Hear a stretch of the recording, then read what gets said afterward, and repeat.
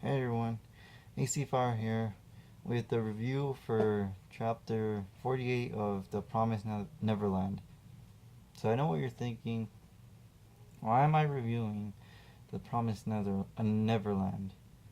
Um, so the reason why is because I really don't have any other topic to do, and I also don't have much time. And reviewing this chapter is pretty easy for me right now. So hopefully you enjoy this review. I know it's a little late, like compared to like when the chapter actually came out, but still. So in this chapter, we learned last chapter that, or the chapter before, not completely remember completely, but we learned that that the kids have always been living in the demon world, even though they thought that was actually the human world that somehow got taken over by demons. But no, we find out that it's been thousands of years since demons and humans kind of separate each other to be in peace, and they're all on Earth technically, but they're so separated that really it's like two planets, even though it's technically one planet, like one physical planet. It's like two planets that separates both sides, and because now Emma and Ray know that um, they can actually escape. Well, they know that now there's a place where humans are safe from demons. Now they have hope to get to that place to where the humans live, and even if the humans don't accept them because of that promise that the humans made with, dang, Promised Neverland. Interesting name now that I think about it. But promise between the demons and humans that none will cross each other, or because if they do, like the war may resume again.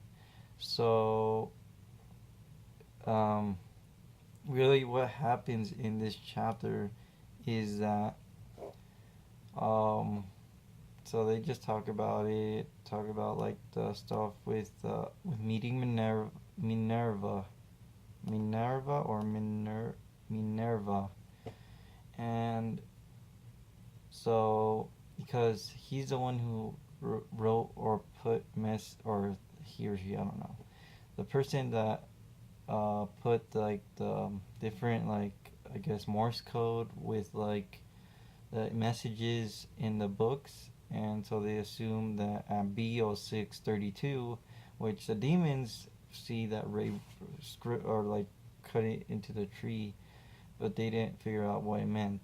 But it actually means like that area, that place is where Minerva supposedly is, and apparently they are like the key or to getting to escaping the demon world. It's like, could it be that Minerva is the person that has led the children to escape, and that's what they're gonna go figure out once they leave. Right now, there were the two, I guess, uh, pacif not pacifist, because they definitely more like two not non-human eating demons that are guiding them through the forest, through the tunnels, and I think that's all that happens there. And then after that, we kind of get like a whole thing with Gilda telling, basically telling Emma and then the other kids telling Ray that they can't do that again.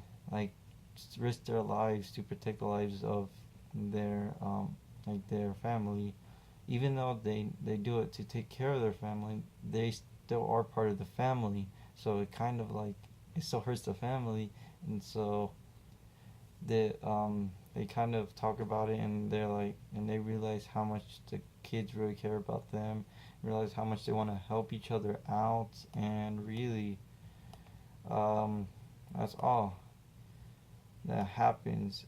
And so they promise to, like, they really want to help each other, and so and then that's all that happens there. And then finally at the end, between the two demons, Sung Ho, I think one of them is called, and then the other one I forgot, but they apparently know something about weird this demon with this weird name. Well, I assume it's a demon because they use they say the name in like demonic, in like the demons language, I guess. And so they say that they're gonna be their enemies because of them trying to escape. So the kids are gonna be the enemies the of this demon or whatever. And then it's revealed that it would have mattered anyways, that this demon is gonna come after him no matter what they do. And so yeah, that's really what happens.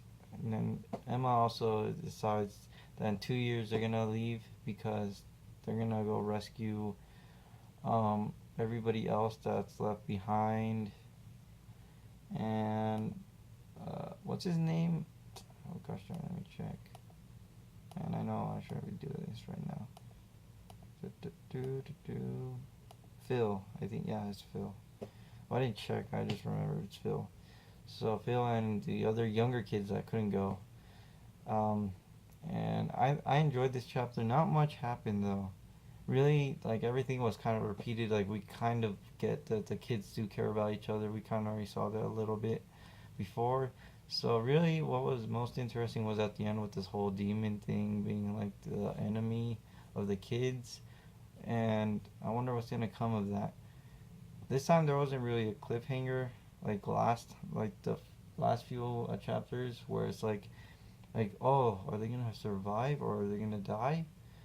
And that's fine, but because it's like so many cliffhangers. But I'll give this chapter a 7.5 to an 8. Not too much information, but still enjoyable chapter nonetheless.